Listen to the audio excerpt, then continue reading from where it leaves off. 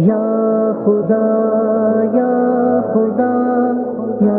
خدا یا خدا مولا مولا مولا مولا مولا مولا میرے مولا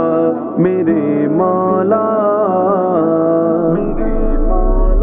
اعوذ باللہ من الشیطان الرجیم، بسم اللہ الرحمن الرحیم۔ ناظرین کرام، السلام علیکم ورحمۃ اللہ وبرکاتہ۔ انشاءاللہ تبارک و تعالی آج ہم لوگ پڑھیں گے شرح میعات عوامل میں عوامل قیاسیہ کے متعلق۔ اب تک جو ہے اس سلسلے میں ہم لوگ تقریباً 28 ویڈیوز بنا چکے ہیں۔ انشاءاللہ تبارک و تعالی یہ ہوگا ہمارا پارٹ نمبر 29۔ آج کی جو ہماری عبارت ہے وہ یہ ہے کہ فزید فی المثالین مجرور لفظا لاضافۃ المصدر الیہ ومرفوع معنی لانہ فاعل۔ میں نے آپ کو یہ بتایا کہ ہم لوگ پڑھ رہے ہیں مصدر کے بارے میں اور مصدر کے عمل کے بارے میں پڑھ رہے ہیں، اور میں نے آپ کو یہ بتایا کہ اگر مصدر جو ہے وہ فعل لازم کا ہوگا تو وہ اپنے فاعل کو رفع دے گا، اور اگر وہ فعل متعدی کا مصدر ہوگا تو وہ فاعل کو رفع دینے کے ساتھ ساتھ اپنے مفعول کو حالت نصبی میں بھی جو ہے وہ کرے گا۔ یہ تو ہماری بات ہو چکی نا، یہاں پر یہ والی بات ہم نے کی۔ اچھا، پھر اس کے متعلق میں نے آپ کو دو مثالیں دیں، ایک تو صرف اور صرف فعل لازم جس میں وہ اپنے فاعل کو رفع دے رہا ہے، اور ایک جو ہے جس میں فعل لازم فعل متعدی ہے وہ فاعل کو رفع دینے کے ساتھ ساتھ مفعول کو حالت نصبی میں بھی کر رہا ہے۔ آج کی جو عبارت ہے اس میں یہی بات بتائی جا رہی ہے، کہا جا رہا ہے کہ فزید فی المثالین، ان دونوں مثالوں میں یہ پیچھے کی بات چل رہی ہے نا، تو دو مثالیں پیچھے دی ہیں میں نے آپ کو، ہے نا، تو کہا جا رہا ہے کہ یہ جو زیدن دونوں مثالوں میں مصدر کے اس کی جانب مضاف ہونے کی بنا پر، کیونکہ مصدر جو ہے وہ اس کی جانب مضاف ہے اور وہ مضاف الیہ بن رہا ہے، زیدین مضاف الیہ بن رہا ہے نا دونوں مثالوں میں۔ اب دونوں مثالوں میں جو ہے وہ مصدر کا مضاف الیہ ہونے کی وجہ سے جو ہے وہ زیدین جو ہے وہ لفظاً جو ہے وہ حالت جری میں، ٹھیک ہے، اور معنن جو ہے وہ کیا ہے، وہ مرفوع ہے، کیونکہ وہ فاعل ہے اور فاعل جو ہے وہ مرفوع ہوتا ہے۔ تو آج کی ہماری عبارت اسی کے اوپر ہے، فزید فی المثالین۔ پہلے اس کو دیکھ لیتے ہیں۔ فا جو ہے یہاں پر اسکرین کے اوپر آپ کو عبارت تو نظر آئی گئی ہوگی، یہ جو فا ہے یہ فا جو ہے سب سے پہلے اس کو کہہ دیں گے تفصیلی یا، ٹھیک ہے نا، اور پھر زیدن جو ہے اس کو ہم لوگ مبتدا بنا دیتے، لیکن ڈائریکٹ مبتدا ہم لوگ یہاں پہ نہیں بنائیں گے، پہلے ایسا کریں گے کہ اس زیدن کو ہم لوگ بنا دیں گے ذوالحال، کیونکہ اس کے بعد ہمیں ایک جار مجرور نظر آ رہا ہے، اور جار مجرور کو ہم لوگ کسی نہ کسی کے متعلق کریں گے اور پھر بنا دیں گے آل۔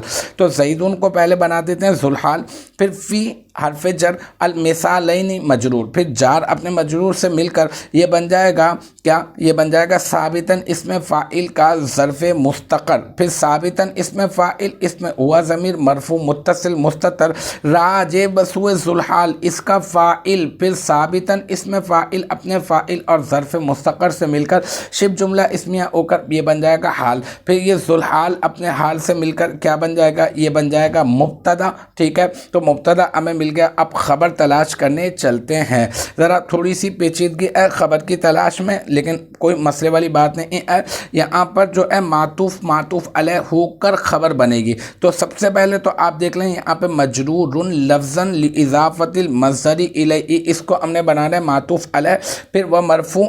معنی لانہ فاعل، اس کو ہم نے بنانا ہے معطوف، پھر معطوف اپنے معطوف علیہ سے مل کر بنے گا خبر، لیکن اب ہم نے اس کی ترکیب بھی تو کرنی ہے نا، اس کی بھی تو وضاحت کرنی ہے۔ تو اب ہم ایسا کریں گے کہ مجرور جو ہے یہ ہو جائے گا اس میں مفعول صیغہ واحد مذکر، اور اس میں ہوا ضمیر مرفوع متصل مستتر راجع بسوء مبتدا اس کا نائب الفاعل، اور پھر لفظاً جو ہے یہ بن جائے گا تمیز، کس کی تمیز بن جائے گا، یہ مجرور اس میں مفعول اور اس کے نائب الفاعل کے درمیان جو دو نسبت ہے اس نسبت کا بن جائے گا، یہ اس نسبت کی بن جائے گی تمیز، یہ لفظاً جو ہے اس نسبت کی تمیز بن جائے گا، ٹھیک ہے نا۔ پھر جو ہے لام حرف جر اضافتی مصدر مضاف، اور پھر مصدری مضاف الیہ، اور پھر الیہ، یہ الیہ حرف جر ہی مجرور، جار اپنے مجرور سے مل کر یہ بن جائے گا اضافتی مصدر کا ظرف لغو، پھر اضافتی مصدر اپنے مضاف الیہ اور ظرف لغو سے مل کر یہ بن جائے گا لام حرف جر کا مجرور، اور پھر لام حرف جر اپنے مجرور سے مل کر لی اضافت المصدر الیہ، یہ پورا کا پورا لام حرف جر اور پھر اس کا مجرور، پھر جار اپنے مجرور سے مل کر بن جائے گا مجرورن اسم مفعول کا ظرف لغو، پھر مجرورن اسم مفعول اپنے جو ہے نائب الفاعل اور اپنی جو ہے نا وہ تمیز اور جو ہے مطلب جو درمیان میں جو نسبت ہے اس کی تمیز، اور پھر یہ مضاف یہ ظرف لغو سے مل کر یہ بن جائے گا، یعنی اسم مفعول نائب الفاعل ظرف لغو اور نسبت سے مل کر شبہ جملہ اسمیہ ہو کر بن جائے گا معطوف علیہ، پہلے شبہ جملہ بنے گا پھر بن جائے گا معطوف علیہ پہلے، پھر اس کے بعد واو حرف عطف، پھر مرفوع کے ساتھ بھی ایسا ہی ہے، مرفوع صیغہ واحد مذکر اسم مفعول، اس میں ہوا ضمیر مرفوع متصل مستتر راجع بسوء مبتدا، اس کا نائب الفاعل اور معنن یہ وہی معنن تمیز بن جائے گا، کس کی تمیز بنے گا؟ یہ مرفوع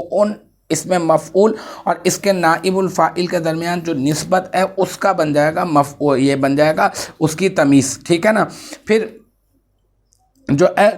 یہ لام لِأَنَّهُ فاعل میں لام حرف جر، انا حرف مشبہ بالفعل، اور ہو ضمیر جو ہے انا حرف مشبہ بالفعل کا اسم ضمیر منصوب متصل، اور فاعل جو ہے یہ صیغہ واحد مذکر اسم فاعل، اسم ہوا ضمیر مرفوع متصل مستتر راجع بسوء انا حرف مشبہ بالفعل کا اسم اس کا فاعل، پھر اسم فاعل اپنے فاعل سے مل کر شبہ جملہ اسمیہ ہو کر انا حرف مشبہ بالفعل کی خبر، پھر انا حرف مشبہ بالفعل اپنے اسم اور اپنے خبر سے مل کر لام حرف جر کا مجرور، اور پھر جار اپنے مجرور سے مل کر بن جائے گا مرفوع اسم مفعول کا ظرف لغو، پھر مرفوع اسم مفعول اپنے نائب الفاعل ظرف لغو اور نسبت سے مل کر یہ شبہ جملہ اسمیہ ہو کر یہ بن جائے گا معطوف، پھر معطوف اپنے معطوف علیہ سے مل کر یہ بن جائے گا زید فی المثالین ذو الحال سے ملا کر مبتدا بنایا تھا نا،